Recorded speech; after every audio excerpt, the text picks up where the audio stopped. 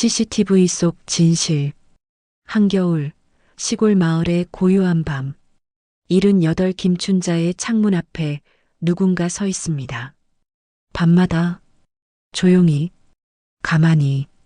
안전을 위해 설치한 CCTV에는 낯선 남자의 그림자가 찍혔습니다. 얼굴은 보이지 않습니다. 다만 창문을 바라볼 뿐입니다. 들어오지도 떠나지도 않습니다. 장남 박성호는 분노했습니다. 경찰에 신고했습니다. 마을 사람들에게 경계령을 내렸습니다. 하지만 며느리 최미영은 영상 속에서 이상한 것을 발견합니다. 남자가 눈물을 흘리고 있었습니다. 그리고 입술이 움직였습니다. 춘자. 왜 이 남자는 김춘자의 이름을 부르는 걸까요? 왜 집 안으로 들어오지 못하는 걸까요? 왜 어머니는 진실을 숨기는 걸까요? 30년 전 떠난 막내 아들, 50년 묻어둔 가족의 비밀, 그리고 한 달 남은 시한부 인생. CCTV가 비춘 것은 단순한 침입자가 아니었습니다. 그것은 돌아올 수 없었던 한 사람의 마지막 인사였습니다. 겨울이 끝나고 봄이 오듯 모든 이별에는 언젠가 화해의 순간이 찾아옵니다. 가족 용서, 그리움에 관한 이야기. CCTV 속 진실이 지금 시작됩니다. 한겨울의 시골 마을은 고요했습니다. 밤이 되면 개 짖는 소리조차 뜸했지요. 김춘자는 올해 78이었습니다. 남편을 여인 지 10년이 넘었습니다. 혼자 사는 것이 익숙해질 법도 했지만 요즘 들어 잠자리가 편치 않았습니다. 발소리가 들렸습니다. 처음에는 바람에 나뭇가지가 창문을 스치는 소리려니 했습니다. 하지만 그것은 분명 사람의 발자국이었습니다. 누군가 창문 바로 앞을 천천히 오가는 소리였지요. 규칙적이고 조심스러웠습니다. 김춘자는 이불을 턱까지 끌어올리고 눈을 감았습니다. 귀를 막고 싶었지만 손은 움직여지지 않았습니다. 새벽이 되면 소리는 사라졌습니다. 김춘자는 창밖을 내다보았습니다. 눈 위에는 아무런 발자국도 없었습니다. 꿈인가? 하지만 그날 밤에도 그 다음날 밤에도 소리는 계속되었습니다. 장남 박성호가 집에 들렀습니다. 일요일 오후였습니다. 그는 시내에서 작은 철물점을 운영했습니다. 결혼한 지 20년이 넘었고 고등학생 딸이 하나 있었지요. 성실한 사람이었습니다. 어머니를 챙기는 일을 게을리하지 않았습니다. 어머니, 요즘 어떠세요? 제가 보쌈이랑 김치 좀 사왔어요. 고맙다. 그냥저냥 지내지 뭐. 김춘자는 아들이 가져온 음식을 받으며 차를 내왔습니다. 하지만 박성호는 어머니의 얼굴에서 피로를 읽었습니다. 눈밑이 어두웠습니다. 입맛이 없어 보였습니다. 어머니, 얼굴이 안 좋으신데요? 혹시 어디 편찮으세요? 아니야, 괜찮아. 그래도 혹시 밤에 잠 못 주무시는 거 아니에요? 김춘자는 잠시 망설이다가 고개를 끄덕였습니다. 요즘 이상한 소리가 들려서. 무슨 소리요? 어떤 소리인데요? 발소리 같은 거. 창문 앞에서. 밤마다. 박성호의 표정이 굳어졌습니다. 그는 즉시 창문 쪽으로 다가갔습니다. 창틀을 살펴보고 밖을 둘러보았습니다. 특별한 흔적은 없었습니다. 하지만 그의 가슴 속엔 불안이 자리 잡았습니다. 어머니, CCTV를 다는 게 어때요? 그런 것까지 해야 하나? 괜히 돈 들이는 거 아니냐? 요즘 세상에 방심하면 안 돼요. 어머니 혼자 계시잖아요. 제 마음이 편해야 일도 하죠. 김춘자는 대답하지 않았습니다. 괜히 큰일을 만드는 것 같았습니다. 하지만 박성호는 이미 마음을 굳혔습니다. 그날 저녁 박성호는 집에 돌아와 아내에게 말했습니다. 어머니 집에 CCTV를 달아야겠어. 며느리 최미영은 설거지를 하다 돌아보았습니다. 무슨 일 있어요? 밤마다 창문 앞에서 이상한 소리가 난다고 하시더라고. 발소리 같은 거. 최미영은 미간을 찌푸렸습니다. 그건 좀 이상하네요. 그런데 CCTV를 다시면 어머님이 괜히 더 불안해하시지 않을까요? 그래도 확인은 해야지. 만약에 정말 누가 알아요, 당신 마음. 하지만 어머님이 밤마다 화면 보시면서 신경 쓰시면 어떡해요. 잠도 제대로 못 주무실 텐데. 박성우는 잠시 생각했습니다. 아내 말도 일리가 있었습니다. 그럼 이렇게 하자. 작은 거 하나만 달고 어머니한테는 제가 가끔 확인한다고 말씀드릴게. 괜히 신경 안 쓰시게. 최미영은 남편의 얼굴을 보았습니다. 걱정이 가득했습니다. 알았어요. 그럼 작은 걸로 하나만 다세요. 그리고 저도 같이 갈게요. 고마워. 다음 주 토요일 CCTV가 설치되었습니다. 창문이 보이는 위치, 집 앞 마당이 한눈에 들어오는 곳이었습니다. 설치 기사가 떠난 후 최미영이 김춘자에게 말했습니다. 어머님, 이거 성우가 핸드폰으로 가끔 확인할 거예요. 어머님은 신경 안 쓰셔도 돼요. 김춘자는 멀뚱멀뚱 지켜보기만 했습니다. 이런 걸까지 달아야 하나. 요즘 세상이 워낙 그렇잖아요. 저희가 마음 편하게요. 며칠이 지났습니다. 박성우는 매일 아침 핸드폰으로 CCTV 영상을 확인했습니다. 처음 이틀은 아무 일도 없었습니다. 고양이 한 마리가 지나가고 새벽 신문 배달원이 대문 앞에 신문을 놓고 가는 게 전부였습니다. 그러던 어느 날 밤이었습니다. 새벽 2시경 화면 속에 누군가의 그림자가 나타났습니다. 느린 걸음으로 창문 앞을 서성였습니다. 남자였습니다. 키가 크고 마른 체구였습니다. 얼굴은 모자에 가려져 보이지 않았습니다. 그는 몇 분간 그 자리에 서 있다가 천천히 사라졌습니다. 박성우는 핸드폰을 쥔 손에 힘이 들어갔습니다. 얼굴이 벌겋게 달아올랐습니다. 이게 무슨... 그는 즉시 어머니께 전화를 걸었습니다. 어머니, 혹시 어젯밤에 뭔가 이상한 거 없으셨어요? 아니, 없었는데. 왜 그러니? 김춘자의 목소리는 평온했습니다. 오히려 며칠 전보다 안정되어 있었습니다. 아, 아니에요. 그냥 확인차 여쭤본 거예요. 전화를 끊고 박성우는 영상을 돌려보았습니다. 한 번, 두 번, 세 번. 그 남자의 실루엣은 분명했습니다. CCTV가 생긴 이후로 김춘자는 발소리를 듣지 못했습니다. 밤이 조용해졌습니다. 오히려 잘 잤습니다. 하지만 박성우는 알고 있었습니다. 소리가 사라진 게 아니라 그 사람이 더 조심스러워진 것뿐이라는 걸. 경찰에 신고해야 할지, 먼저 직접 찾아가 봐야 할지 고민이 되었습니다. 하지만 그는 아직 모르고 있었습니다. 며칠 후 어머니 김춘자가 그 영상을 보았을 때 그녀의 눈빛에 스친 것은 두려움이 아니었습니다. 낯익은 슬픔이었습니다. 그리고 오래전 묻어두었던 기억의 조각이었습니다. 겨울은 깊어갔습니다. 마을은 여전히 고요했습니다. 하지만 김춘자의 집 창문 앞에는 보이지 않는 과거가 서성이고 있었습니다. 소문은 바람처럼 빨랐습니다.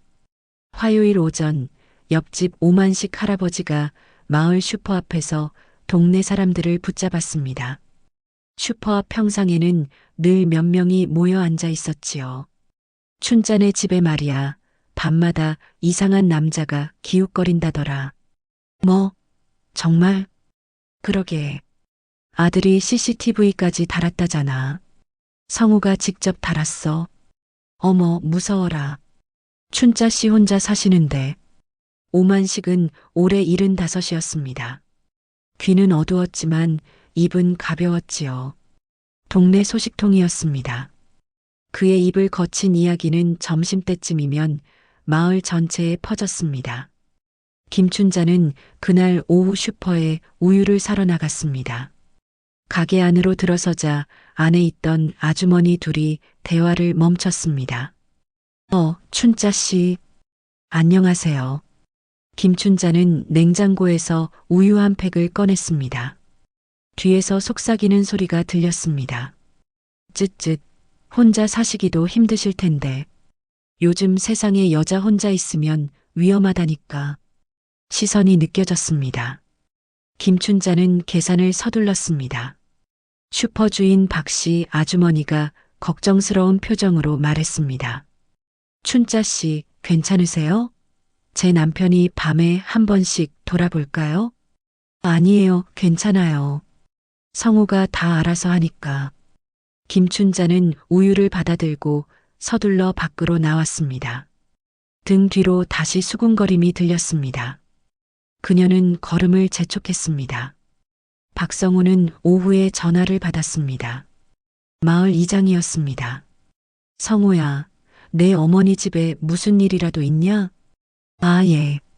밤에 좀 이상한 일이 있어서요. 뭔데? 혹시 도둑이라도? 만식이가 온 동네 떠들고 다니던데. 박성우는 잠시 망설였습니다. 하지만 숨길 일도 아니었습니다. CCTV에 누가 찍혔어요. 밤마다 창문 앞을 서성이는 남자가요. 그건 신고해야지. 경찰은 불렀어? 그러려고 하는데. 일단 마을 분들께 조심하라고 알려드리려고요. 그래, 그래야지. 우리 마을이 얼마나 조용한 곳인데. 이런 일이 생기다니. 박성우는 그날 저녁 마을회관에 들렀습니다. 노인정에서 장기를 두던 어르신 몇 분이 계셨습니다. 그는 핸드폰을 꺼내 CCTV 영상을 보여주었습니다. 여기 좀 보세요, 어르신들. 이 남자요. 화면 속 남자의 실루엣이 흔들거렸습니다. 창문 앞을 천천히 오가는 모습이었습니다. 얼굴은 안 보이네? 모자를 눌러 썼어요. 일부러 가린 것 같아요. 이거 위험한데? 당장 경찰 불러야지. 요새 텔레비전 보면 이런 놈들이.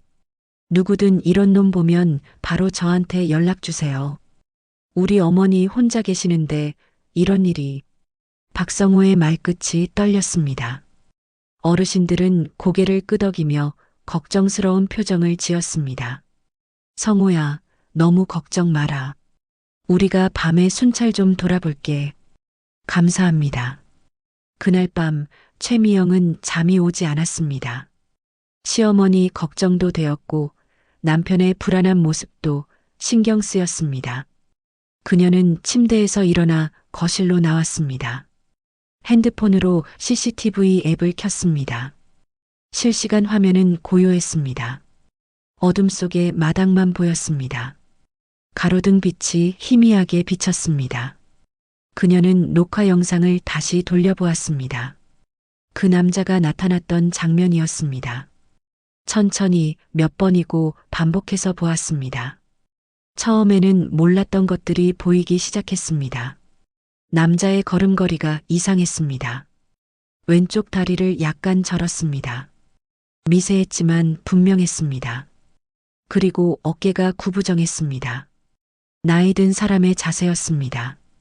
옷차림도 남루했습니다. 낡은 점퍼를 입고 있었습니다. 그때였습니다. 남자가 창문을 바라보는 순간 손이 얼굴로 올라갔습니다. 그리고 천천히 무언가를 닦아냈습니다. 최미영은 화면을 확대했습니다. 흐릿했지만 분명했습니다. 눈물이었습니다. 왜? 울고 있는 거지? 그녀는 숨이 멎는 듯 했습니다. 불안이 아닌 다른 감정이 밀려왔습니다. 혼란이었습니다. 최미영은 남편을 깨울까 고민했습니다. 하지만 박성우는 이미 경찰 신고를 준비하고 있었습니다. 이 영상을 보여주면 오히려 일을 복잡하게 만들 것 같았습니다. 다음 날 아침 최미영은 시어머니께 전화를 걸었습니다. 어머니, 제가 오늘 잠깐 들를게요. 왜? 무슨 일 있어? 아니에요. 그냥 뵙고 싶어서요. 어머니 좋아하시는 약과도 사갈게요. 그래, 그럼 점심때 와라. 내가 된장찌개 끓여놓을게. 오후 2시 최미영이 김춘자의 집에 도착했습니다. 김춘자는 상을 차려놓고 기다리고 있었습니다. 평소와 다름없는 모습이었습니다. 하지만 최미영의 눈엔 뭔가 달라 보였습니다. 어머니의 눈가가 붉었습니다. 잠을 설친 것 같았습니다.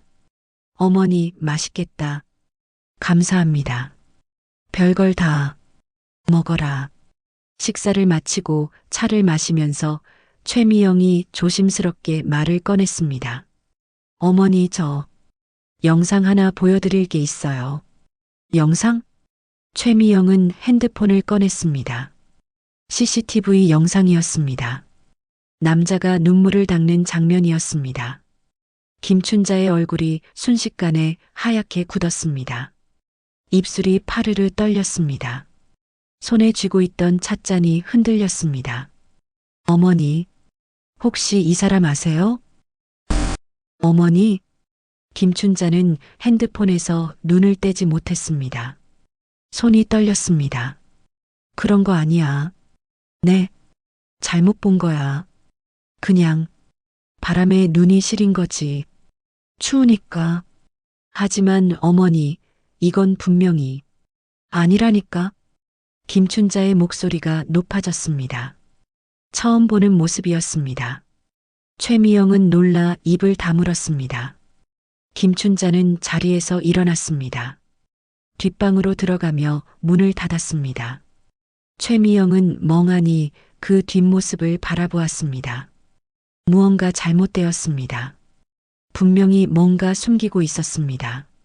그날 밤 김춘자는 오래된 장롱을 열었습니다. 제일 아래 서랍, 낡은 보자기에 쌓인 사진첩이 있었습니다. 먼지가 수북했습니다. 몇 년 만에 꺼내보는 것이었습니다. 첫 장을 넘겼습니다. 흑백 사진이었습니다. 젊은 남자가 웃고 있었습니다. 키가 크고 마른 체구였습니다.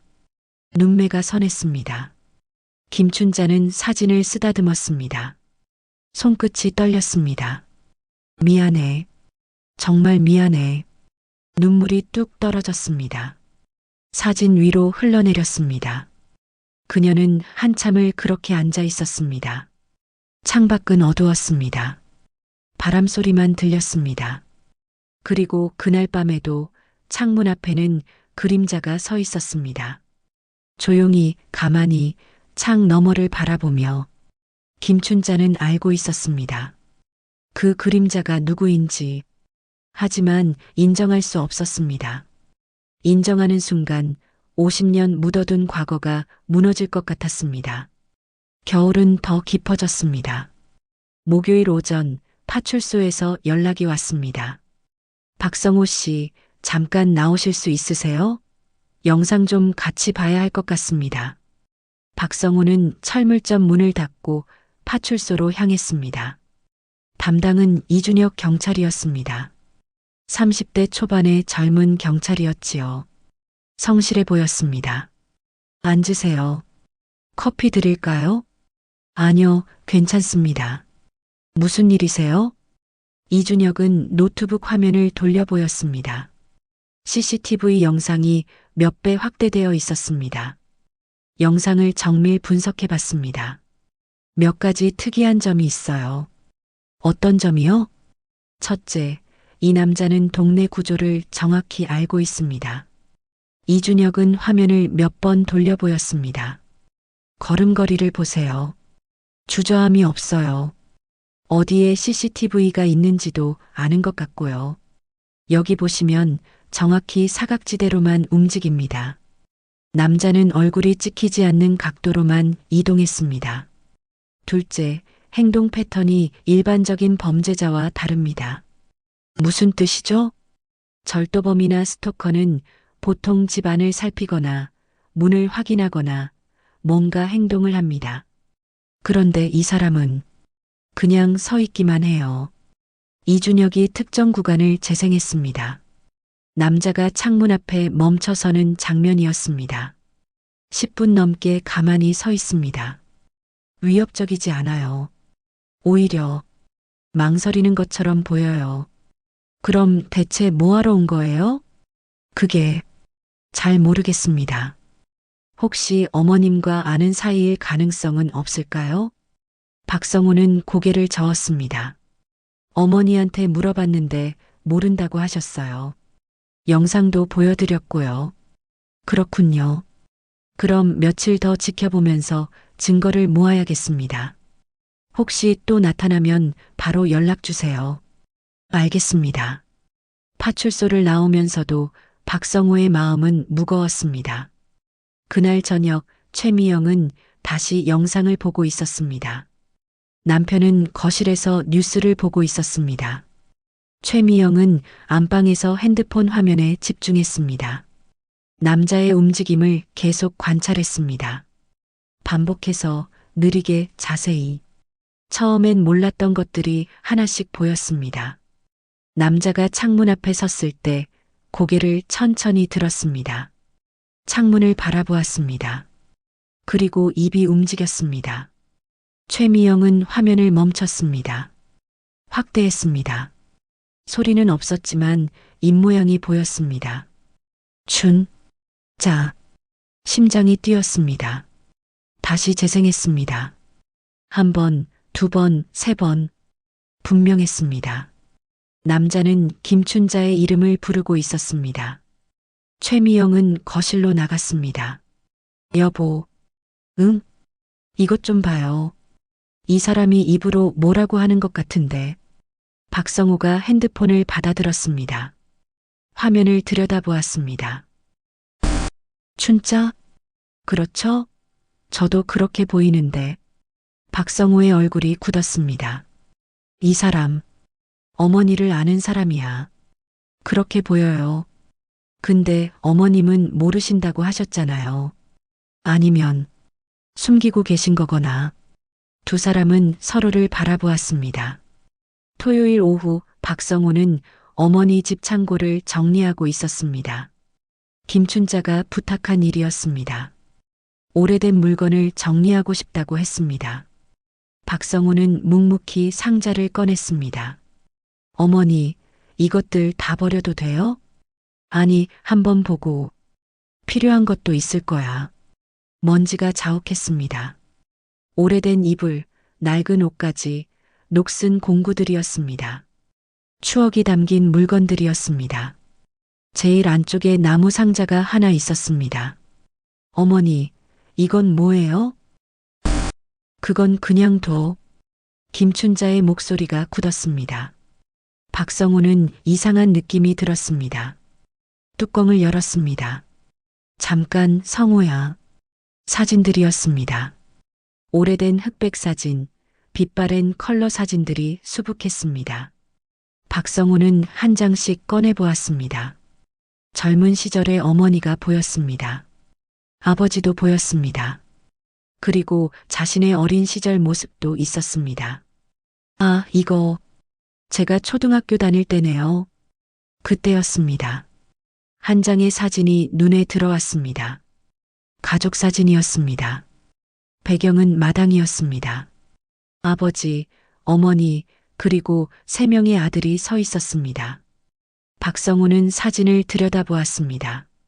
첫째가 자신이었습니다. 중학생 정도로 보였습니다. 둘째는 동생 박성민이었습니다. 그리고 막내. 이 사람은 누구예요? 김춘자의 얼굴이 창백해졌습니다. 도윤이야. 도윤이요? 막내 삼촌? 박성우는 사진을 다시 보았습니다. 막내 아들 김도윤. 그는 사진 속에서 웃고 있었습니다. 키가 컸습니다. 마른 체구였습니다. 눈매가 선했습니다. 박성우는 핸드폰을 꺼냈습니다. CCTV 영상을 켰습니다. 남자의 실루엣과 사진 속 인물을 비교했습니다. 체격이 같았습니다. 키도 비슷했습니다. 걸음걸이의 각도까지. 설마, 성우야. 어머니, 이 사람. CCTV에 나온 사람이 도윤이 삼촌이에요? 김춘자는 대답하지 않았습니다. 고개를 돌렸습니다. 박성호의 입이 바짝 말랐습니다. 김도윤. 30년 전 집을 떠난 막내 동생이었습니다. 사업에 실패하고 빚을 졌습니다. 가족에게 돈을 빌리려 했지만 아버지가 거절했습니다. 큰 싸움이 있었습니다. 도윤은 그날 밤 집을 나갔습니다. 그 후로 소식이 끊겼습니다. 어머니는 몇 년간 기다렸습니다. 하지만 도윤은 돌아오지 않았습니다. 아버지가 세상을 떠난 후에도 나타나지 않았습니다. 가족들은 서서히 그를 잊어갔습니다. 아니, 잊으려고 애썼습니다. 왜? 지금 나타난 거예요? 어머니, 알고 계셨어요? 김춘자는 눈물을 닦았습니다. 미안해. 말 못했어. 박성호는 사진을 쥔 손에 힘이 들어갔습니다. 가슴속에서 무언가 뒤엉켰습니다. 분노, 슬픔, 당혹감, 그리움. 왜 지금? 왜 이런 식으로? 그는 창고 바닥에 주저앉았습니다. 사진을 바라보았습니다. 어린 시절 함께 웃던 세 형제의 모습이었습니다. 그날 밤 박성호는 집에 돌아와 아내에게 모든 것을 말했습니다. 그 사람이 도윤이 삼촌이래. 뭐라고요? 최미영은 믿을 수 없다는 표정이었습니다. 30년 만에 나타난 거야. 어머니 집 앞에서 들어오지도 못하고. 그럼 어머님은 알고 계셨어요? 응, 알고 계셨대. 최미영은 한숨을 쉬었습니다. 어떡하죠? 당신 기분이 어때요? 박성호는 창밖을 바라보았습니다. 모르겠어. 화가 나기도 하고 슬프기도 하고. 그 사람, 왜 집에 들어오지 못하는 걸까? 미안해서 그런 거 아닐까요? 30년이나 지났는데. 그날 밤 CCTV에 김도윤이 다시 나타났습니다. 박성호는 핸드폰으로 실시간 영상을 보고 있었습니다. 심장이 뛰었습니다. 화면 속 김도윤은 평소보다 오래 서 있었습니다. 창문을 바라보았습니다. 그리고 천천히 고개를 숙였습니다. 박성호는 핸드폰을 내려놓았습니다.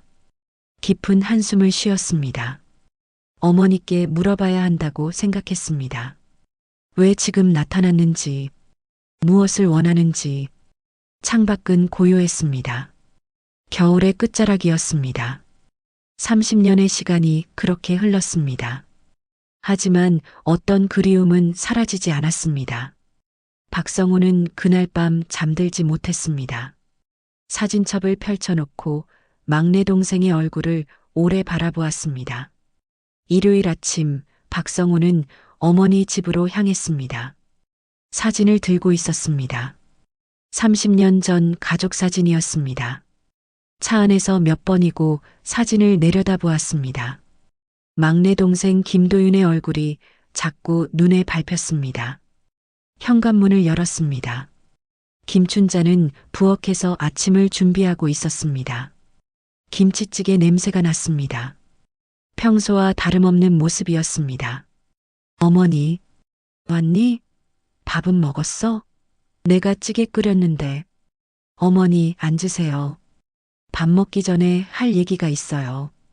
박성호의 목소리가 낮았습니다. 김춘자는 손을 멈췄습니다. 아들의 표정을 보았습니다. 심상치 않았습니다.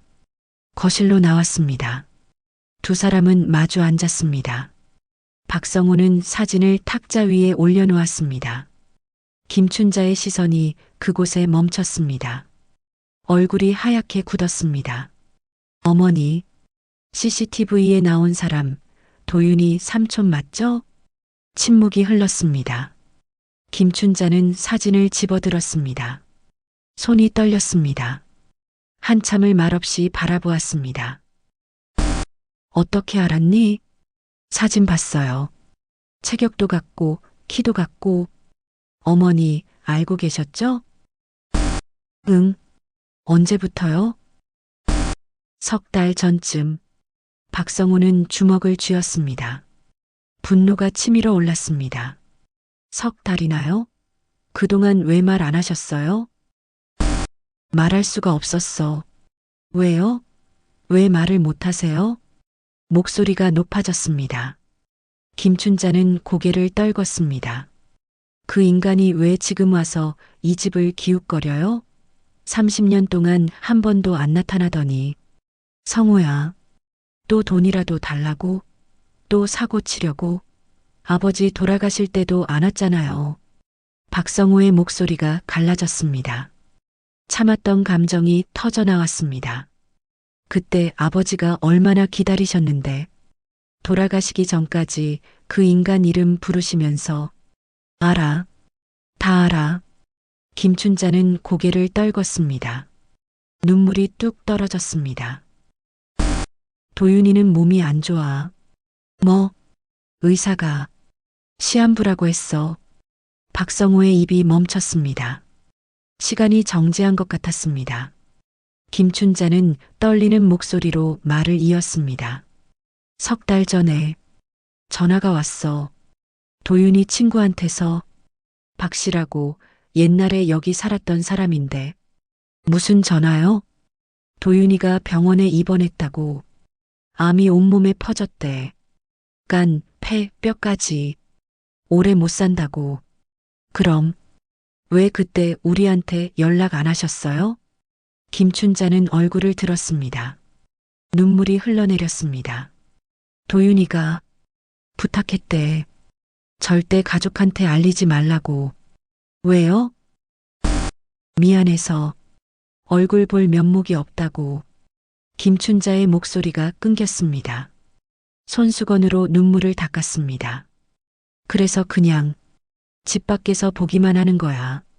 나한테 미안해서 집에 못 들어오는 거야. 박성호는 말을 잃었습니다.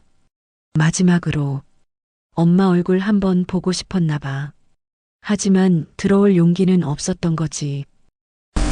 얼마나 남았다고 하셨어요? 김춘자는 손으로 얼굴을 가렸습니다. 어깨가 떨렸습니다. 한 달. 한 달이요? 응. 의사가 그랬대. 길어야 한 달. 정적이 내려앉았습니다. 시계 초침 소리만 들렸습니다. 밖에서 까치 우는 소리가 들렸습니다. 박성호는 손으로 얼굴을 감싸쥐었습니다. 한 달. 그 짧은 시간. 어머니, 왜 진작 말씀 안 하셨어요? 미안해. 어떻게 말해야 할지 몰랐어. 그래도 박성호는 말을 잇지 못했습니다. 30년. 그 긴 시간이 주마등처럼 지나갔습니다. 동생과 마지막으로 싸웠던 날이 떠올랐습니다. 아버지의 호통, 어머니의 눈물, 도윤이의 떨리던 목소리. 형, 미안해. 나 정말 미안해. 그게 마지막이었습니다. 박성호는 눈을 감았습니다. 눈시울이 뜨거워졌습니다. 내가 너무 냉정했던 건가? 그때 조금만 더 이해했더라면. 아니야, 성호야. 내 잘못 아니야. 하지만 저도 화났었어요. 도윤이 삼촌한테 왜 우리 가족 괴롭히냐고. 왜 돈 때문에 아버지랑 싸우냐고. 그때는 다들 힘들었어. 김춘자는 아들의 손을 잡았습니다. 도윤이도 정말 힘들었을 거야. 그것도 모르고 우리가. 목이 메었습니다. 말이 이어지지 않았습니다. 그날 저녁 박성호는 아내에게 모든 것을 말했습니다. 최미영은 조용히 들었습니다. 눈물을 닦아냈습니다. 남편의 어깨를 감싸 안았습니다. 당신, 괜찮아요? 모르겠어. 박성호는 창밖을 바라보았습니다.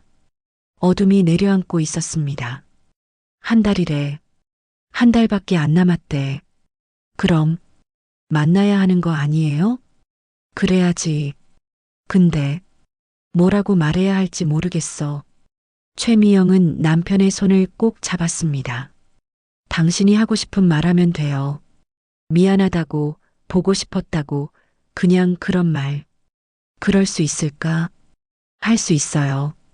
지금이라도 만나야 해요. 늦지 않았어요.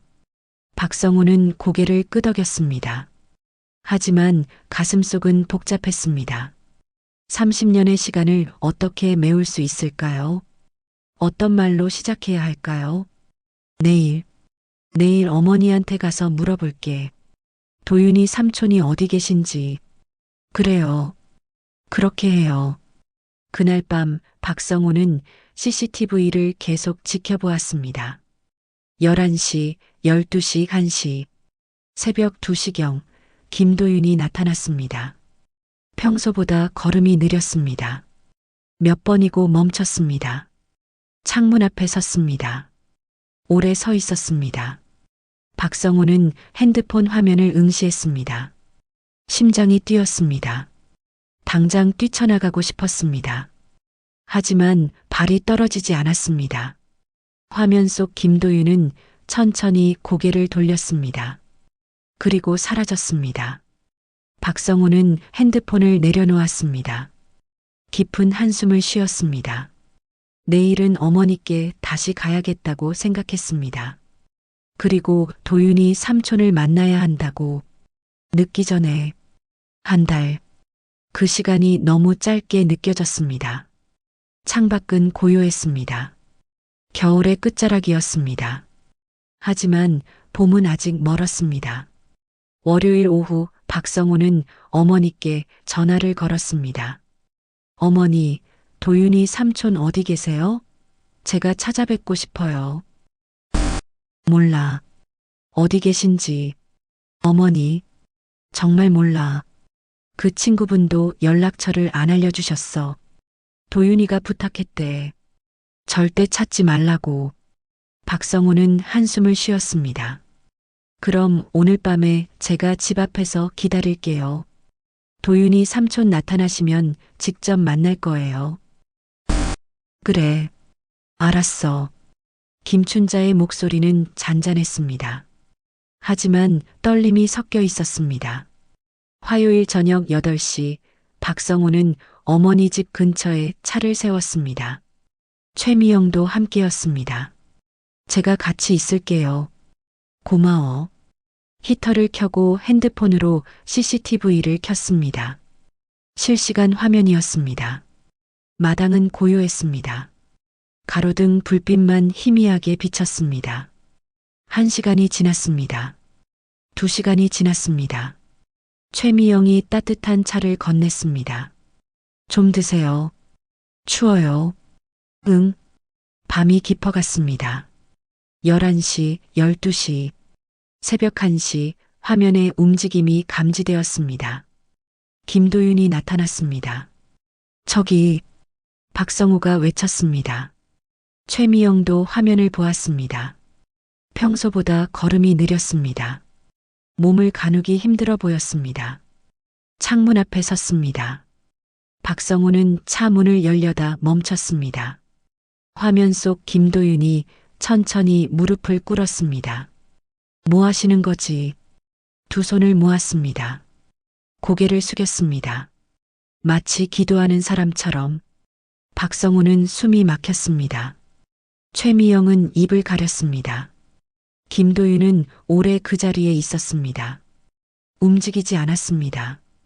창문을 바라보았습니다. 몇 분이 흘렀습니다. 그리고 천천히 일어섰습니다. 비틀거렸습니다. 다리에 힘이 없어 보였습니다. 뒤를 돌았습니다. 박성우는 차에서 뛰쳐나왔습니다. 도윤이 삼촌. 목소리가 밤 공기를 갈랐습니다. 김도윤이 멈췄습니다. 뒤를 돌아보았습니다. 어둠 속에서 두 사람의 눈이 마주쳤습니다. 김도윤의 얼굴이 보였습니다. 늙고 수척했습니다. 병색이 역력했습니다. 성우야? 떨리는 목소리였습니다. 박성우는 다가가려 했습니다. 하지만 김도윤은 손을 들어 막았습니다. 오지 마. 미안해. 삼촌, 너희들 행복하게 잘 살아. 어머니, 잘 모셔드려. 김도윤은 고개를 숙였습니다. 그리고 빠르게 어둠 속으로 사라졌습니다. 기다리세요. 삼촌. 박성우가 뛰었습니다. 하지만 이미 보이지 않았습니다. 그는 그 자리에 멈춰 섰습니다. 가슴이 터질 것 같았습니다. 창문에 불이 켜졌습니다. 김춘자가 커튼을 걷었습니다. 아들을 내려다보았습니다. 두 사람의 시선이 마주쳤습니다. 김춘자의 눈에 눈물이 고였습니다. 다음 날 아침 전화가 왔습니다. 이준혁 경찰이었습니다. 박성우 씨, 마을 입구에 세워진 차가 있는데요. 안에 시신이 있습니다. 박성우는 핸드폰을 떨어뜨릴 뻔했습니다. 누구요? 신원 확인이 필요합니다. 혹시 오실 수 있으세요? 박성우는 달렸습니다. 마을 입구, 낡은 승용차가 길가에 세워져 있었습니다. 경찰차가 2대 있었습니다. 구급차도 와 있었습니다. 차 안에는 김도윤이 있었습니다. 고개를 뒤로 기댄 채 눈을 감고 있었습니다.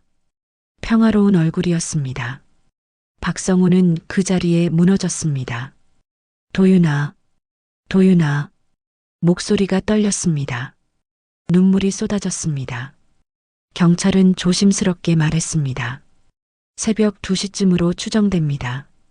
병으로 자연사입니다. 박성우는 고개를 끄덕이지 못했습니다. 무릎을 꿇고 오열했습니다. 30년 단 한 번도 만나지 못했습니다. 어젯밤 잠깐 보았을 뿐 이제 영원히 만날 수 없었습니다. 김춘자는 아들이 돌아오기를 기다렸습니다. 오후 2시 박성우가 집에 들어왔습니다. 얼굴이 창백했습니다. 눈이 붉게 부어 있었습니다. 어머니, 김춘자는 조용히 일어났습니다. 안방으로 들어갔습니다. 잠시 후 손에 무언가를 들고 나왔습니다. 낡은 사진이었습니다. 그리고 접힌 종이 한 장이었습니다. 이게 뭐예요? 도윤이가 사흘 전에 문 앞에 두고 갔어. 박성우는 종이를 펼쳤습니다.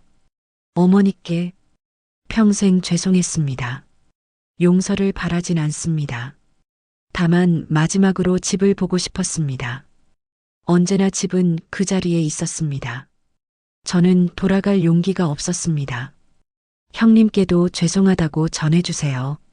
성민이한테도 사랑합니다. 그리고 미안합니다. 도윤. 글씨가 떨렸습니다. 구겨진 자국이 있었습니다. 눈물 자국인 것 같았습니다. 박성우는 종이를 쥔 채 주저앉았습니다. 김춘자는 말없이 아들의 어깨에 손을 얹었습니다. 두 사람은 한참을 그렇게 있었습니다. 장례는 조용히 치러졌습니다. 작은 장례식장이었습니다. 영정사진은 30년 전 도윤이의 모습이었습니다. 웃고 있었습니다. 흰 국화가 영정 앞을 가득 메웠습니다. 향이 피어올랐습니다. 작은 촛불이 흔들렸습니다. 마을 사람들이 왔습니다. 이장, 오만식 할아버지, 슈퍼주인 박씨 아주머니 모두 고개를 숙였습니다. 삼가 고인의 명복을 빕니다. 고생 많으셨습니다. 조문객들은 짧게 인사하고 물러났습니다. 누구도 많은 말을 하지 않았습니다. 김춘자는 영정 앞에 앉아 있었습니다. 검은 옷을 입었습니다. 눈물을 흘리지 않았습니다. 표정도 없었습니다. 다만 아들의 사진을 가만히 바라볼 뿐이었습니다. 박성우는 어머니 옆에 앉았습니다. 어머니, 괜찮으세요? 김춘자는 고개를 끄덕였습니다. 다 내 탓이야. 아니에요. 아버지가 너무 매몰차게 굴었어. 나도 말렸어야 했는데 그냥 지켜보기만 했어. 목소리가 갈라졌습니다. 도윤이가 집 나갈 때 말이야. 나한테 마지막으로 안겨서 울었어. 엄마, 나 어떻게 하면 좋아라고. 김춘자는 눈을 감았습니다. 눈물이 흘러내렸습니다. 그때 내가 그냥 괜찮다고 했어야 했는데 아버지 말씀 듣지 말고 여기 있으라고. 어머니, 이제라도 용서받았을까? 박성우는 어머니의 손을 잡았습니다. 도윤이 삼촌은 어머니를 원망하지 않았어요. 편지에도 그렇게 썼잖아요. 사랑한다고. 김춘자는 편지를 꺼냈습니다. 구겨진 종이를 펼쳤습니다. 언제나 집은 그 자리에 있었습니다. 그녀는 종이를 가슴에 안았습니다. 그래, 집은 여기 있었어. 언제든 돌아와도 됐는데. 최미영이 시어머니를 안아주었습니다. 김춘자는 며느리 품에서 조용히 울었습니다. 30년 참았던 눈물이 터져 나왔습니다. 일주일 후 CCTV는 그대로였습니다. 하지만 더 이상 아무도 나타나지 않았습니다. 밤의 창문 앞은 고요했습니다. 김춘자의 방에는 봄 햇살이 들어왔습니다. 따뜻했습니다. 커튼이 바람에 흔들렸습니다. 탁자 위에는 가족 사진이 놓여 있었습니다. 세 아들이 함께 웃고 있는 사진이었습니다. 그 옆에 영정 사진의 도윤이가 함께 놓여 있었습니다. 김춘자는 사진들을 쓰다듬었습니다. 이제 편히 쉬렴. 집에 왔으니까.